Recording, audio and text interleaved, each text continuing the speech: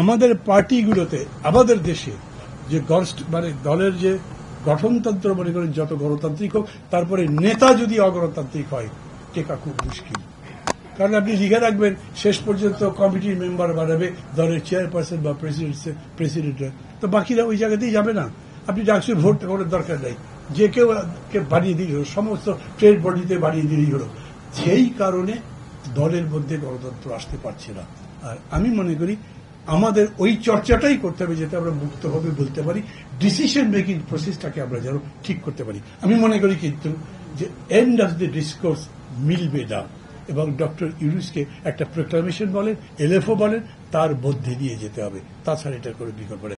আচ্ছা, এই শিক্ষার্থীরা যদি আন্দোলন না করতো, আর শেখ হাসিনা যদি পাগলামি না করতো, এই তুলে দেব ওটা, আবার এই দিয়ে দিলাম, এসব যদি না করতো, তাহলে তো আরো 4 বছর থাকতো বোধ হয়। তখন কি করতেন? 4 বছর অপেক্ষা করতে পারতেন, এখন 3 বছর অপেক্ষা করতে পারছেন না। এটা তো কোনো কথা না, হয় বেশি হইতে পারে, এবং সেই ভোট আবার এমন ভোট হতো যে হয়তো যাইতেই পারতেন না কাছে। সেই অর্থে আমি মনে করি যে আমাদের একটু ধৈর্য ধরে আবেগ শূন্য হয়ে আমি যে যে জায়গাতে বাধাগ্রস্ত হতে পারি, এবং it is between government and the opposition and in between the অপোজিশনস। আমি কিন্তু বলছি অপোজিশনের মধ্যেও এইরকম ক্রাইসিস হবে।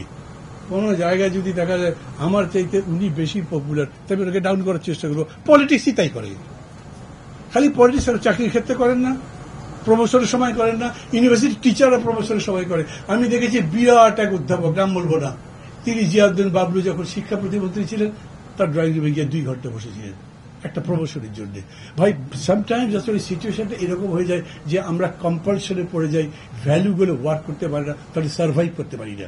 এই সব বিষয়গুলো বিবেচনায় নিয়েই আমি মনে করি, definitely I am very hopeful, এগুলো বলছি যে তারপরে আমি মনে করি যে আকাঙ্ক্ষাটা তৈরি হয়েছে, এই আকাঙ্ক্ষার বাইরে কেউ যেতে পারছে না।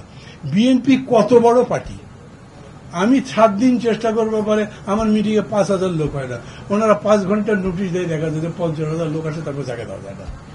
অনেক বড় পার্টি, তাদের তো চিন্তা করবার কিছু নাই, কোনোভাবে এটা হাতের বাইরে যাবে না। 50 বছর পরে মিশরে মুসলিম ব্রাদারহুড আবার জিতে এসছে, ব্যান্ড পার্টি 50 বছর ধরে, সেই পার্টির ডিফারেন্ট নেম আবার এসছে।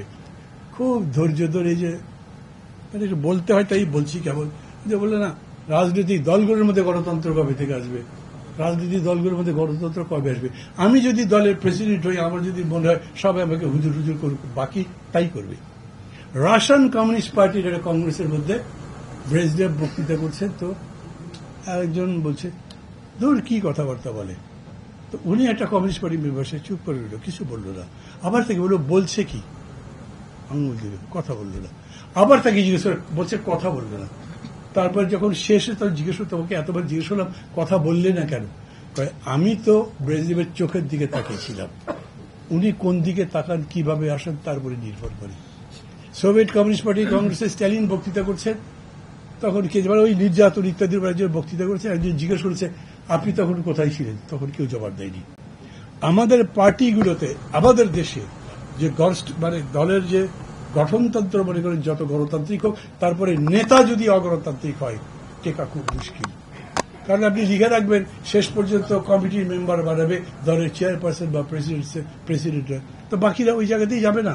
আপনি ডাকসু ভোট করার দরকার নাই, যে কেউ বানিয়ে দিলেই হলো, সমস্ত ট্রেড বডিতে বানিয়ে দিলেই হলো। সেই কারণে দলের মধ্যে গণতন্ত্র আসতে পারছে না। আর আমি মনে করি আমাদের ওই চর্চাটাই করতে হবে, যাতে আমরা মুক্তভাবে বলতে পারি, ডিসিশন মেকিং প্রসেসটাকে আমরা যেন ঠিক করতে পারি। আমি মনে করি কিন্তু যে এন্ড অফ দ্য ডিসকোর্স মিলবে না, এবং ডক্টর ইউনূসকে একটা প্রোক্লামেশন বলেন, এলএফও বলেন, তার মধ্যে দিয়ে যেতে হবে, তাছাড়া এটার কোনো বিকল্প নেই।